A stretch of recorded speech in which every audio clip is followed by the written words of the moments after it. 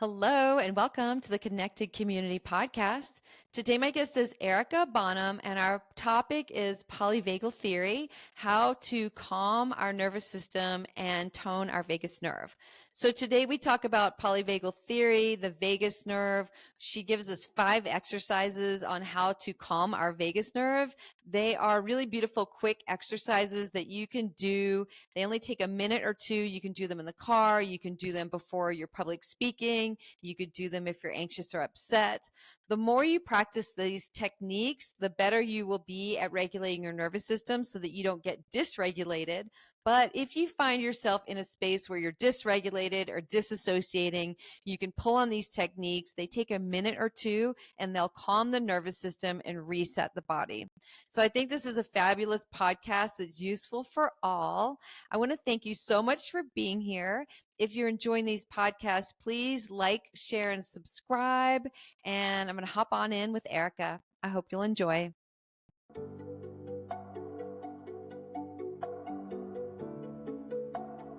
Hello, and welcome to the Connected Community Podcast, a place to explore possibility through mindfulness, movement, and self-discovery. Our intention is to deliver insight and inspiration while fostering conversations that are genuine, unfiltered, and deeply human. We hope you will enjoy today's episode. Hi, Erica. Good morning and welcome to the Connected Community Podcast. Hi, thank you so much for having me on. It's been really fun to connect with you before Yeah. today. Yeah. I am excited about this topic because I think that everyone will be able to benefit from this podcast. So we're going to do a deep dive into polyvagal theory and what that is, why it's important, how to calm our vagus nerve. What is the vagus nerve? We're just going to go deep diving into this rabbit hole. So I'd love for us to just really begin with what is polyvagal theory? What is the vagus nerve and why is it important? So Stephen Porges is sort of the theorist around polyvagal, and his whole theory states that we have kind of 3 major states in our nervous system. And the first is ventral vagal. And when we're in ventral vagal, we're actually in a state of rest and digest. We can be connected to other people, we can have compassion, we can be joyful, we have presence, we're mindful, that's where we kind of want to be. And then of course we have to get stuff done, right? So we do go into sympathetic nervous system where we kind of wave in and out of sympathetic and ventral. And that's like if we're playing soccer, if we have to like get up and go to the grocery store, we still use some sympathetic nervous system. But then when we are overactive in the sympathetic, that's when we get into flight or fight. And our system is either preparing us to run away from something that we perceive as dangerous or to get ready to fight it. That's really sympathetic. And then if we get overwhelmed or if we're burning out or even sort of depression could be linked to this, then that's the dorsal vagal system. And dorsal vagal is like anesthesia. It's like the possum, right, that plays dead. And so it could look like a freeze response. It could look like, you're really frozen or not able to move, but we also have functional freeze. And a lot of us experienced this after COVID, where we were going through the motions, but it just felt like we were like moving through molasses or a real sense of burnout. And so we're not in an actual freeze solid state, but we're in more of a functional freeze, but we're still in a dorsal vagal. And then we also talk about faint. And faint is just everything shuts down. Everything is like, my best option is just to play dead here. Yeah. Well, and there's also that part where our nervous system is freaking out and it's like we're running around with the chicken with our head cut off. Right. And that's probably sympathetic, right? You're just like, I got to get stuff done. It's like this state of urgency, but you're not really functioning or making good choices. Yeah. Your system is like in a survival state. You're just like, I'm just running around trying to put out fires. Yeah. It does seem like it's easy to have awareness around that state where our nervous system is frantic and we're kind of freaking out or we snap or we get angry really easily versus when we shut down or when we freeze or we start to collapse and we kind of go inward. And that's what I think of with depression is we're like kind of collapsing inward on ourselves. And that's Right. a harder thing to observe when you're kind of in the muck of it. Oh, totally. Yeah. And that's part of like dissociation is part of dorsal vagal. It's literally like things are too overwhelming. There's nothing I can do here. It's like the belief of the system, the belief of the nervous system in dorsal vagal is I can't do anything. I Mm-hmm. just have to shut down. So hopelessness, dissociation. So that lack of awareness that you're talking about is actually part of the adaptive survival system. Like if you're being eaten, trigger warning, I guess, but eaten by a Mm-hmm. bear, you want to not be aware of it. You want to not feel it. You want Mm-hmm. dissociation online. Mm-hmm. So there is an adaptive quality to the lack of awareness, even, Mm-hmm. right? From an Mm-hmm. evolutionary standpoint. But the Right. belief in a sympathetic system is I can do something. I can fight to protect myself, or I can run away from the situation. And so, what is the vagus nerve? Where is it located? What does it look like? Yeah. So the vagus nerve runs from the brainstem to the gut. And I always like to really highlight that it does not connect to the frontal lobes. Mm-hmm. So we can read all the books about polyvagal theory, right?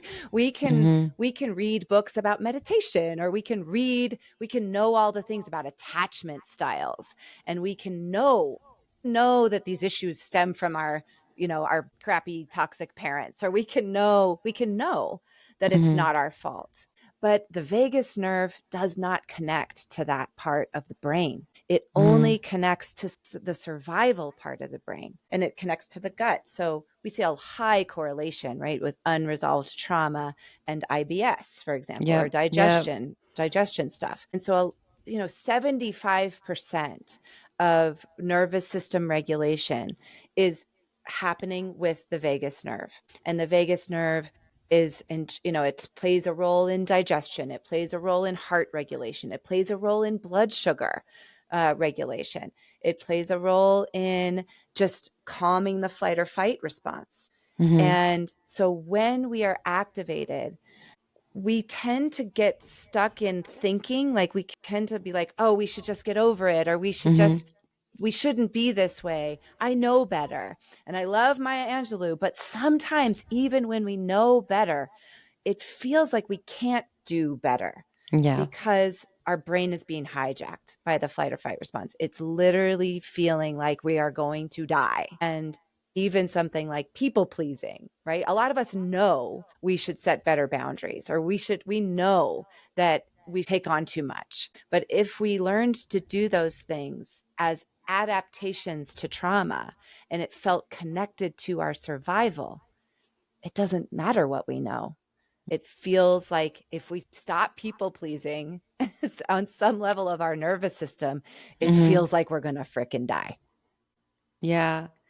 This is making me think of when people speak of the primitive brain, this Yeah, is part of the primitive brain, right? exactly. Right. This emotions and like feelings and sensations in our body without all of the analyzing and the overthinking and the knowledge. There's a disconnection between those often. Exactly. Yeah. The thinking, the nuance, the analysis, that doesn't matter right now. We're going to die. And so Mm-hmm. your brain is like, my only job right now is to keep you alive. Mm-hmm. And so I feel like the key here is to regulate our nervous systems, kind of work them out, Exactly. work out that muscle That's so right. that before we get dysregulated, because as we're saying, once we get super dysregulated or we disassociate, we don't even have awareness of what's going on. And so it's like meditation or going to the gym and working out. You need to practice these techniques before collapse and before something Yeah. detrimental Yeah. happens Right. instead of like when we're in the middle of it. Totally. Prevention is definitely better than curative in Hmm. this regard. And don't you find, though, that as you're working with clients that struggle with dissociation, they'll start to have awareness after the fact, right? It'll be like years later, or then like a month later, or even the day after, like, whoa, I was really checked out, or I was really dissociated. And then as we're doing more work and they become more awareness, we can catch ourselves a little bit in the moment, right? We do have, Dan Siegel talks about, we have experiencing circuitry and observing circuitry in the brain. So we can learn, and I'm getting better and better at this myself, right? I've been preaching about this stuff for 15 years, but like, I'm still in beginner's mind when I'm hijacked, to be able to like have awareness, like, oh, I'm hijacked and I need to move through. But I always talk about, like, Michael Jordan would not have been a great basketball player if he had only practiced in the games, right? So if we only practice when we're stressed, when we are hijacked, even when we're on the border, that's not going to go well. The neurological connections aren't strong enough.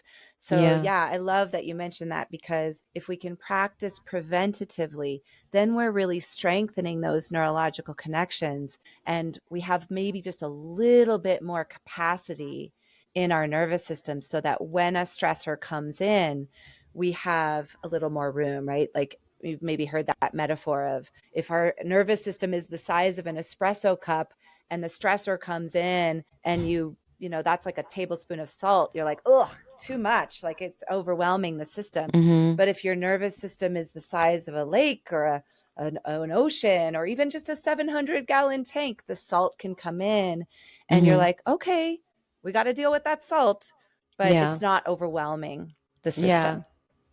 So you and I are going to touch on some exercises that people can do to calm their nervous system, to tone their vagus nerve. But I also want to mention that this can be helpful if people do find themselves in a triggered state and they actually realize it, to bring their nervous system down. So even if we're not, a lot of times we have intentions to do things and we don't. So yes, I have an intention that I'm going to practice these techniques, and maybe I don't. But if I'm in that moment where I'm just like super pissed off, or somebody cuts me off in traffic, I always use this example, and you just like just fire off, like you just get super angry, then these are techniques that we can pull these tricks into our bag and use them in the moment to calm us down. It's better than nothing. And so they can be practiced regularly, so that they become kind of a part of us and who we are and our being, and then we don't trigger as wildly. But also, if we find ourselves triggered and we have that awareness, then these tools can come in really handy.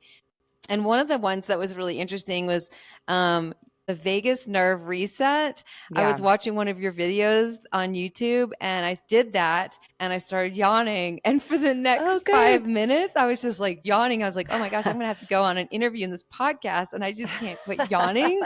Sorry about that, Nikki. But also a testament to how well it worked, because I spent maybe a minute and a half doing that exercise, and then my nervous system just continued to calm down and calm down and calm down. Great. So, so I'm really glad that we're going to be sharing some of these techniques with the audience so that they can use them. I think this is better to do on the video version, but totally we're going to explain it well so people can do it on the audio only version too. Yeah. Okay. So what I like to start to do is actually just have people, and again, if you're driving, don't do this, but you just start with turning to your right side. Let's just turn to our right side and just see where the stretch is in your neck.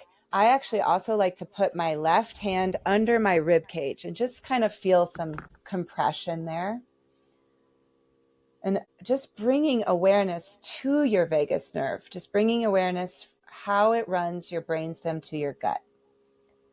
Okay, and then just come back to neutral, and then go ahead and place your fingertips at the base of your skull. If you like to interlace behind, I'm actually more comfortable just kind of pressing my fingertips into the base of my skull, and your elbows are nice and wide.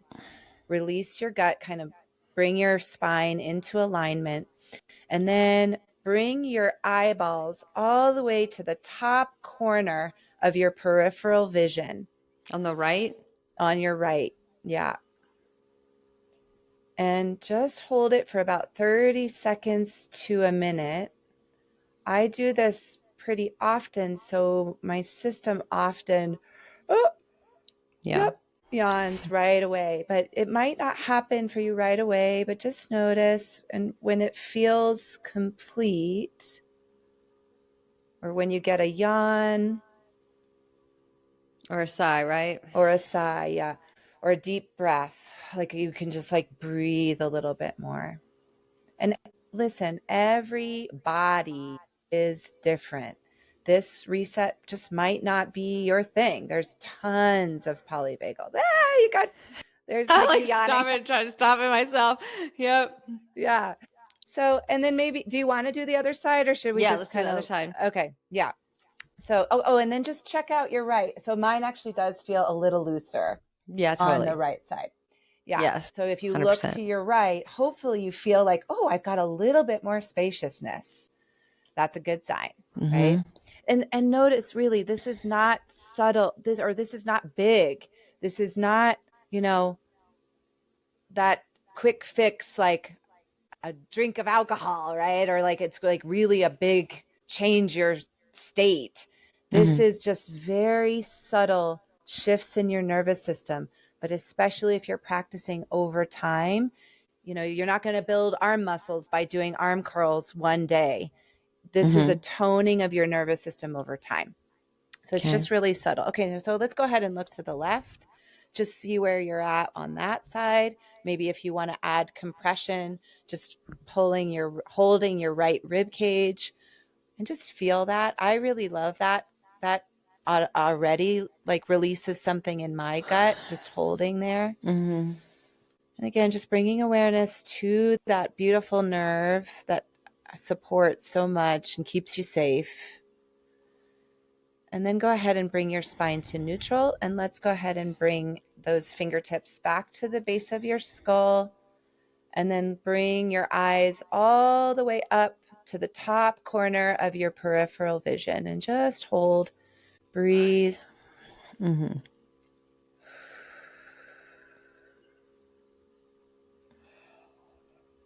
And I got a yawn. But just following your own breath, following your own system. Great. And again, if you're listening and you take a little longer, that's totally fine. But whenever it's complete, just release your hands and then go ahead and check out the left side. Oh, so much looser. Yeah, great. Good. Yeah. Awesome. Way Awesome. better. Yeah. So, that takes a minute and a half, 2 minutes, right?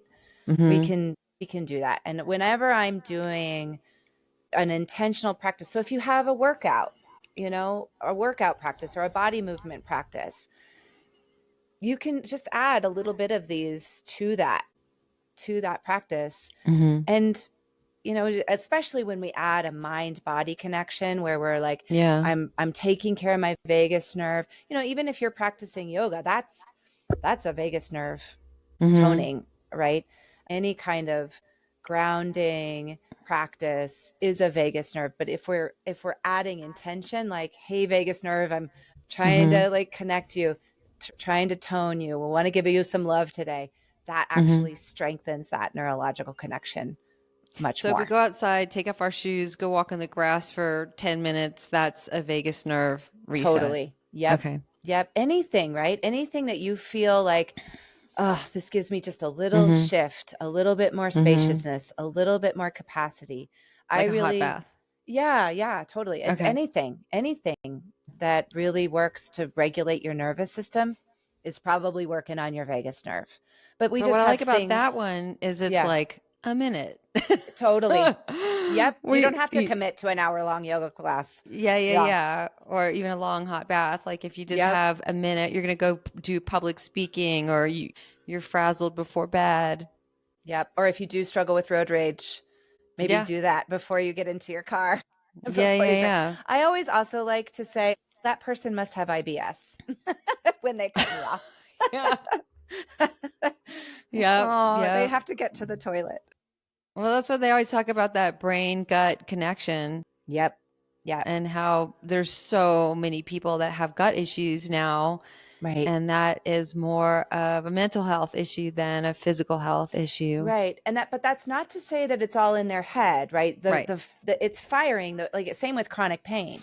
Those Mm-hmm. pain centers, those digestion things, they are actually physiological things. It's just that the root of them might be undigested trauma and patterning in the physiological system. Mm-hmm. Mm-hmm. I want to mention one more part of polyvagal theory that I think is really, really important, and that's the co-regulation piece and the attachment piece around Mm-hmm. it. Is it okay to talk a little Yeah, bit yeah. about that? So, we call the ventral vagal social engagement. And so right now, you and I, our nervous systems are tracking whether or not you feel, just picking up those subtle cues. I'm not consciously analyzing Mm-hmm. your eye contact or you're nodding your head or just a feeling of resonance. But Mm-hmm. now that I'm aware of it, I feel that, right? I Yeah. feel like we're Mm-hmm. resonating with each other. We're connecting with each other. You're not looking off to the side or scrolling on your phone Right, or right. so I feel my system is tracking that. And that is such an important part of nervous system regulation. And it's tricky because we don't want to over rely on other people because that puts us in a Mm-hmm. state of disempowerment. And we are social creatures. And so this is why I'm actually not really worried about AI taking over our jobs, because AI is never going to be able to have a resonant nervous system that can Mm-hmm. hold and witness pain and walk through pain. It might say all the right things, it might Yeah. generate the right responses, but Yeah. it can't co-regulate. And Mm-hmm. that is such an important part of we learn to regulate our nervous systems Mm-hmm. through healthy, attuned attachment. And that is a missing experience Yeah. for a lot of us. I mean, sometimes it's a missing experience for my kids. If I'm activated and my Mm-hmm. capacity is low and they're throwing tantrums about not having blueberry cream cheese in the Mm-hmm. refrigerator, and I'm like, I go immediately to like, I'm raising these entitled white boys and blah, blah, blah. And I'm like, launch into the starving Yeah. children in third world countries. And I'm like attacking them, Mm-hmm. you know, again, I can know I've Yeah. read all the parenting books about how Right. lecturing isn't really very Intellectualized them effective. all. Yeah. But that's not really going to help me in that moment. And I can Mm-hmm. still walk them, it's like, hey, I understand that you're disappointed. Mm-hmm. And sometimes we're not going to have everything in the Mm-hmm. house is a Yeah. different response than you guys are so spoiled and blah, I can't believe Yeah. I'm raising these entitled children. Mm-hmm. Yeah, I mean, this is slightly off topic, but I think that it's in shamanism too, where there's this powerful element of being witness or witnessing people in their pain, or somebody coming in for shamanic healing and being witnessed by the community. And it's Oh, that same process 100%. in Yeah. a friendship or in a therapeutic relationship where you're witnessing and holding somebody in their pain or in their grief or in their sadness as a friend, as a therapist in the shamanic community. There's something about being held that regulates our nervous system. Totally. And again, that makes me think too of just that collective trauma piece, that we are looking for what is safe, what is not safe. And we have our individual nervous systems, we have our dyadic nervous systems. Like you and I have a collective nervous system right now, and we have a larger communal collective nervous system. And Mm-hmm. I see how we are so organized around protection. And when Mm-hmm. we're organized around protection, that really tells us that we are operating from a Mm-hmm. flight or fight. When we're stuck in Mm-hmm. binary thinking, right, Yeah. wrong, safe, not safe, good, bad, Mm-hmm. that is really a function of a safety mechanism. Mm-hmm. And so, Mm-hmm. just thinking of that on a collective lens, Yeah. we don't feel like we're safe with, a lot of people that maybe disagree with us or whatever. Mm-hmm.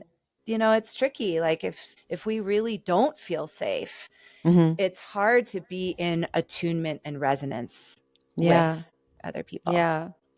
Which makes me think that when we are regulated and we're in tune with our bodies and we know how to regulate our nervous system, when we go into contact with those people that are super dysregulated, and we all know somebody that's like super dysregulated or frantic or just like Yeah. overwhelming, then we won't tend to get dysregulated by them so easily Yeah. because we're super regulated, and they might be able to regulate a little bit more easily around us because we are regulated.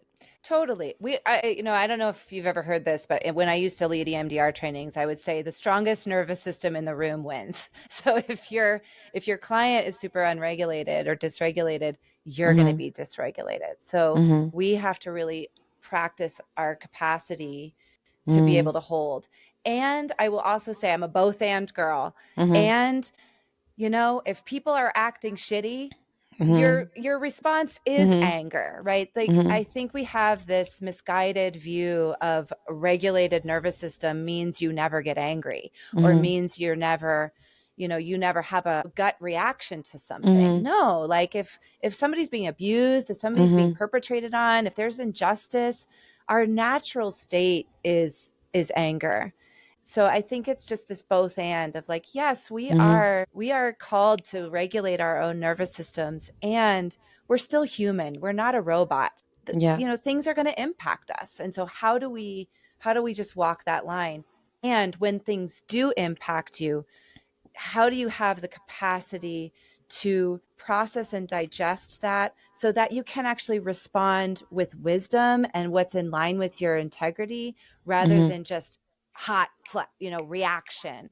Because usually reaction isn't what's going to get you the response Yeah. that you need. And then you're left Yeah. feeling shame, or you're left feeling like, oh, Mm-hmm. I acted out of alignment with my own integrity. And that creates choice, because if you're around somebody and you're constantly getting dysregulated in their presence, then maybe there's something to think about there. Is this a Right. healthy person to be in relationship with or to spend much time with? Yeah, totally. Totally. And it's so tricky, right? Because humans are messy, Yeah. and we're complicated people, and the line of what is where do we need to give people grace, and what is just toxic, really not okay abusive behavior, and where do we Mm-hmm. need to have boundaries. And I really think the relationship between compassion and boundaries is negotiated by a regulated nervous system, right? Like Mm-hmm. we can only have wisdom and discernment between those two things, and between all the binaries that we navigate, when Mm-hmm. we are regulated and when our frontal lobes are actually online with us. Yeah. Yeah. Awesome. So let's go to butterfly hug. I love Yeah. this one because it can be done anywhere. So if you are in the car, you could do it. Again, if you have like a meeting or an appointment or a public speaking event or before bed, I think this is a good one you can teach your kids. It's really Mhm. quick. Yep. So Yep. let's go over butterfly hug Okay. and options for butterfly hug. Totally. So the traditional one is you just cross your arms in front. You make a little X over your heart with your arms, Mm-hmm. and then you just kind of tap right, left, right, left. And you can also even find meridians. There's like little meridian points on your chest. So you could Mm-hmm. even do one with your hand where you're right, left on those meridian points.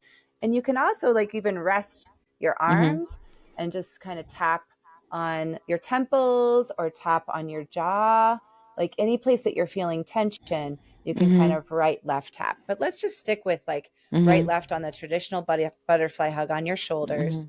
Why does this work? So this comes from an EMDR Mm-hmm. model. And we really have noticed that alternating bilateral stimulation of the body really just helps the right and the left brain communicate with each other. And we think that what happens is it mimics REM sleep. So when your eyes are moving back and forth rapidly, it helps to process and digest information. And so Mm-hmm. I actually think that we have been doing quote unquote EMDR, since we were in indigenous communities. So drumming is a bilateral stimulation, dancing is Mm-hmm. a bilateral stimulation, yoga is a bilateral. Anything that you're moving both sides of your body, right, left, right, left, right, left. That's going to help. Swimming. Exactly. Swimming, running, walking. Mm-hmm. Those are all bilateral Yeah. stimulations. But Mm-hmm. again, if Okay. we bring that mind-body connection, Mm-hmm. then that helps. Sometimes butterfly hug can stand alone, but sometimes if I'm in like a beautiful vista and I really want to just what we call tap that in the EMDR Mm-hmm. community, I'll just add butterfly hug to that experience. Or if I've just had like a really beautiful moment, you can tap that in.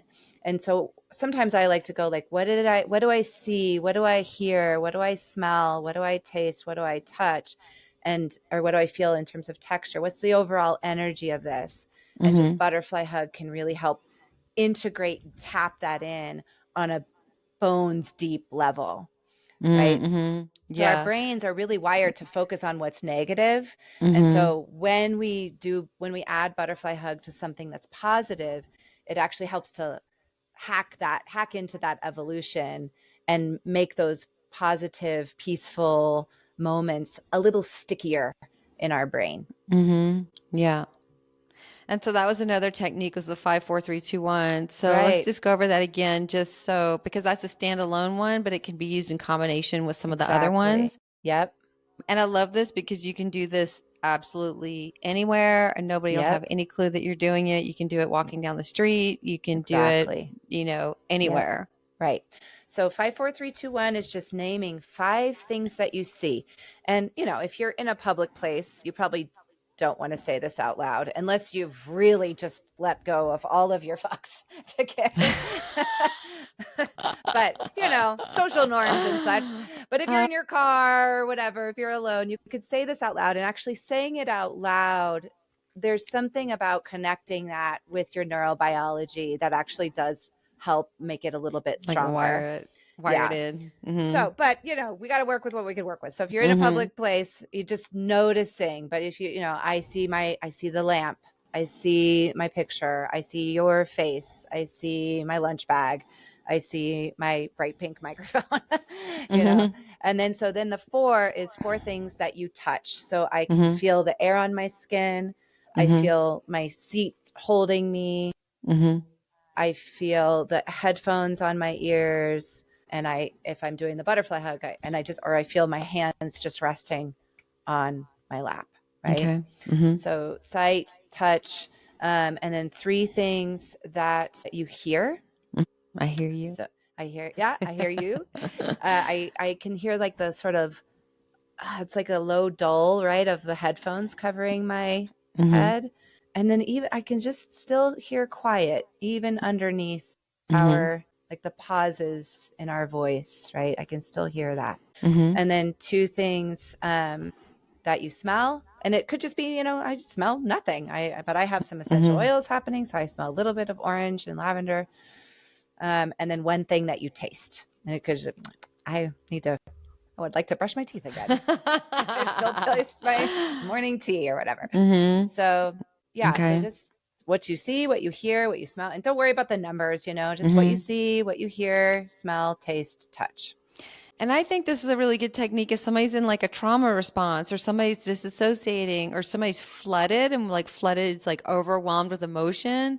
And they just feel like trapped in it and it's so much. Yep. That we can do this with other people. We can use this for ourselves. We can use this. I think this would be great for kids. Kids, totally. Or even, and kids are so magical too. So even on like a day where it's like beautiful and we're out in nature, it's like, and I do this with my kid. What are you seeing? What do you smell? What do you Yeah. hear? Love Because that. there's birds and there's planes and there's clouds and like you can feel the ground. And it's just such a really cool thing to do with kids and to Yep. get us out of our like adult mind too. Totally. And to get into our own inner child, like what is it, especially outside, because there's so many scents and feelings and things Yep. like that. And so it can be really grounding when Yep. we're feeling ungrounded or, you're just having a shitty day and you're just going over this thing that happened over and over in your head. And maybe you just take a little mind break and do that to get Yep. your mindset shifted a little bit. Totally. Totally. And I really like to also just feel it in my body. Like when I see the clouds, Mm-hmm. can I take that in and just feel that energy in a more embodied way? right? So now I'm not even just thinking about it. I'm just like really trying to connect with what that feels like in my body, to let those wavelengths of light come in and just feel deeply connected to that.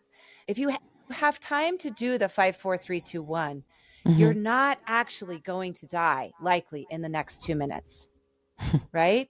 So if you're actually being attacked by a shark, you're not going to be like, I see a shark, I need to calm down here. No, like you want good, bad, safe, not safe, go, right? You do not want nuanced thinking online. You need the reaction to run Right. or fight, right? But if you actually can do the 5, 4, 3, 2, 1, you can remind your system, I'm not actually in urgent danger right now. So, right, like if you get an email from your boss and you missed date or whatever, and you're like, you're going into this like shame response and you're like, oh my God, oh my God, oh my God. Like you actually you're not going to die right now. Let's do let's do some of these so that you can actually respond from a place of regulation rather than from a place of dysregulated urgency. Yeah. Yeah. Yeah. Let's talk about pushing a wall. Okay. Yeah. So again, this is just a real simple one. And I like to kind of bend one knee. You're literally just going to go to a wall and push against it. And I also so bend one knee and extend the other leg straight out behind you, almost like you're in a little mini lunge while you're pushing against the wall. And push, push, push as hard as you can. I like to kind of feel my core engaged. And when we're pushing against something, the neurobiology of it, it's like we have something solid. It's a grounding technique, really. I'm not floating off into space. I'm not in the ether. I'm not dying. And pushing against the wall is really just a great vagus nerve stimulator. Yeah. So it's And I feel like if you have some anger or some aggression that you need to get mm-hmm. out, it's like Yep. pressing all that energy or that rage or that sadness into the wall. Beautiful. Yeah. And then I also like to pump my heel up and down. And that actually also kind of just gives another, like a little exercise, a little tone to your vagus nerve. So up and down with the heel and then switch legs. Okay. Oh, switch legs. Okay. Yeah. And then I know there's a bunch more, but let's go over twisting. Why Yeah. does that work?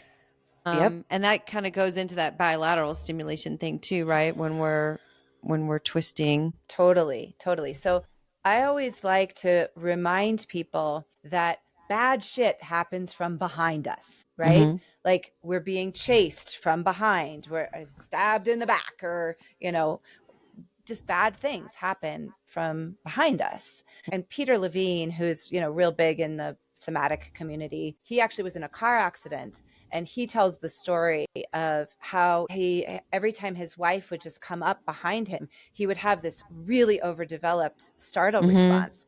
So they made an agreement for her to try to come in at the side, at least just for what didn't have to be forever, but she tried not to startle him from behind. Yeah. And just give him hey, I'm coming, like give him a heads up. Well, yeah. Well, side note on that, because with feng shui, it's a huge thing in feng shui that you should be able to see your door from the desk. And Yep. so you shouldn't walk in on somebody and towards their back. So have like a door Yes. behind me. And I think of all those people that are in those cubicles and those offices, Totally. and it's like your back isn't safe and you don't know if somebody's looking over your shoulder or walking Totally. behind you. You need to always be able to see your doorway and all your entry points from your desk. It's like a power position and it's a safety position. Same with your bed. Yep, exactly. And this is really important for if you have therapists on which I'm sure you do, right?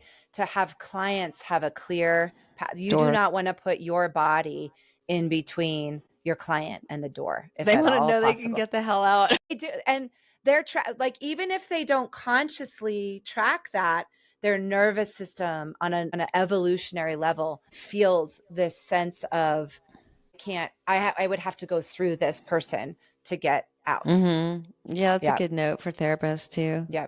Okay. So twisting. again, I like to start with just looking to the side, and I usually add the compression again. Let's just start with looking to the right and taking in, again, kind of integrating 5, 4, 3, 2, 1 here, but really taking in, letting your body process that no physical danger is coming, no tiger is chasing you, no sharp objects are coming your way.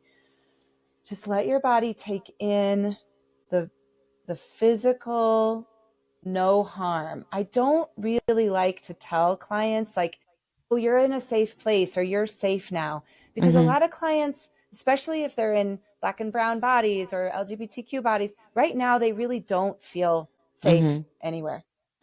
I just like to say, like, no physical harm is coming to you in this moment, right? And then to whatever degree your body is able, go ahead and twist to your edge, looking behind you if you can, and really allowing the sensation of your back body to take in that no tiger is chasing you, that no harm is coming to you, looking behind and just taking it in, right? And then just look neutral. And I like to actually add a peripheral, like getting your eyes to the biggest peripheral points, both right and left. That actually helps to expand your from myopic to big picture. And trauma, right? When we're in trauma, we go very tunnel visioned. We go very myopic. We can only see this thing, right? It's all you can think about. It's the only thing. And so adding that peripheral check helps to expand that big picture part of your brain. So that's that. Okay, and then let's go to the left just to balance out. You can add compression, just left, looking at your left side, taking in that. I usually do feel a little release in the lower gut, and then looking behind you, just twisting towards your left and allowing your brain to really take in no sharp objects, no physical harm coming to you in this moment. And when that feels complete, coming back to neutral. Yeah. I like it. Good. Me too. Yeah. So let's talk about some of the ones. I love these exercises because they're very doable and easy and short. But you mentioned some other things that we can do to calm ourselves. So grounding, going out in putting our feet on the earth, touching the earth, running, walking, swimming, yoga, massage, baths. What are some other things that people can do, or some that don't even take a lot of time or thought? Yeah. So I know we're going to put this in the show notes. I have a Polyvagal resource. So anything that has 11 resources with YouTube links that help, you can watch me do these things. So a lot of them are on there, my favorite kind of go-tos, but anything that is going to cross body, like lazy eights, you're just kind of drawing the infinity sign with your hands, moving your right elbow to opposite knee. That's a really great stimulator, vagus nerve. Anytime you're crossing right to left body, this, interlacing your hands while you're, flip and then kind of doing this. This is a great reset. Rocking, humming. Those are really good vagus nerve stimulators. Just orienting, right? Just letting your body look at the window, look at the door, just finding the exits. That can be a really good vagus nerve relaxer. So yeah, I mean, find your own medicine, right? Like Find something that you love. Just find something that you actually feel something with. Don't let this be another thing on your to-do list. Find one or two that you actually feel a little release with, a little shift, a little release in the lower gut, a little just felt sense of, oh, okay, a little more capacity. I can breathe a little deeper, a little bit more stillness. So that's what you're looking for. You don't need to do a big thing. I have questions about vagus nerve stimulators, and it's making me think of a time I met my girlfriend for lunch, and I was really dysregulated. Something had happened right before our lunch meeting. I was really dysregulated, and she said, "Here, put these on." And she had these bracelets. she didn't tell me they were a vagus stimulator, but now that I'm thinking that, I think that they were, and they would alternate and vibrate on the wrist, and it Yep. did calm me down really quickly. And Yep. so I want to talk quickly about products that you can buy if they're necessary. And if I were to wear those bracelets all day long, do they still hold effectiveness, or do you just kind of like mute it out because you're used to these sensations and then they're not as effective? I don't know the neuroscience behind if you were to wear the bracelets all the time or if you were to Mm-hmm. wear the nerve stimulator all the time. Mm-hmm. I mean, my hunch is like you don't want to do that just That's what I because was you need thinking too. to live your life more than anything. Like Well, it who needs to be wants novel too for it to work, I would think. Yeah, I don't know is the answer. I don't know what the neurobiologist would be wearing it all the time. But Mm-hmm. I think, if you're spending enough time a little bit every day, then hopefully you're going to be able to have that capacity carried with you, Mm-hmm. regardless of whether or not you have them on all the time. And my guess is if you wore them all the time, your body would say, I'm done. I'm done with this now. I need to take a break, right? Yeah. Because anything could be overdone, right? Mm-hmm. Exercise could be overdone. Mm-hmm. Things that are good for you can be their own shadow, right? There is such a thing as too much Mm-hmm. of a good thing. So that's just Because my I think that hunch, right? those tools can be helpful, but they're pretty expensive and it doesn't Yes. sound like they're necessary. Again, I mean, if you have extra income and you want to play around with, there's one called the Sensate. There's one that I, keep seeing on Facebook that like wraps around your neck and stimulates it that way. There's the bracelets. Again, follow your own intuition, but you Mm-hmm. don't need to spend. Your nervous system is its own healing system, right? Again, let's use the tools that we have, but also I think we can get trapped in the answer is outside of us. The answer is in something else that I need to like do or buy or whatever. So just check your own intuition around it. And if it feels aligned, great, try it, Yeah. do it. We Yeah. all could use a little extra support. And don't feel like you have to do that. Oh, I can't afford the $200 sensate, so I guess I'm just going to stay dysregulated. Like we can't. Don't do that. You don't need to do that. Right. You can do some of these exercises, and you Mm-hmm. have the tools that you need within you. You don't need Yeah. external stuff. Yeah. Yeah, for sure. I love that. And there's that both making me think of the co-regulation piece. It's like one duality, non-duality that we work with is like only you can do it, and you can't do it alone. Mm-hmm. Holding those seemingly opposite truths, Mm-hmm. practicing both and thinking is also helping to strengthen the frontal lobes, because that both and thinking happens in these frontal lobes. So practicing nuance, holding multiple truths, practicing both and, I don't know that it necessarily stimulates your vagus nerve, but it helps to Mm-hmm. create those neurological connections in our Mm-hmm. frontal lobe. And Yes. Somebody recently started talking to me about the and I have been using that so much lately where it's like, well, that's true. And this is true. yep, You can love your brother and you can be really angry with him too. You can have amazing parents and your parents could have hurt you, right? yep, Instead of this black and white thinking, it's been really big for me and for my clients too, where I'm like, those can both be held equally. yep. And so shifting to that, and yeah, Yes, I it's a love game that. changer. And yeah, so I really talk a lot about that in my book. It's a Yeah. real theme throughout, and it's so healing, so Mm-hmm. healing to have room for all parts of you, right? Like there's room for the world to be brutal. Like we Mm-hmm. can really hold the brutality that is happening in the world, Mm-hmm. and there's room for beauty. Tiny, beautiful things happen every day that don't make the news, Mm-hmm. right? Like, can we Yeah. hold both with that? Equally. Yeah. Yeah. Yeah, I would love for you to just tell people how they can connect with you, find you, resources Yeah. that you have about your book, and you're also in Colorado I and my am. stomping Yeah. ground, so that's awesome. I know. I love that we're both in Colorado.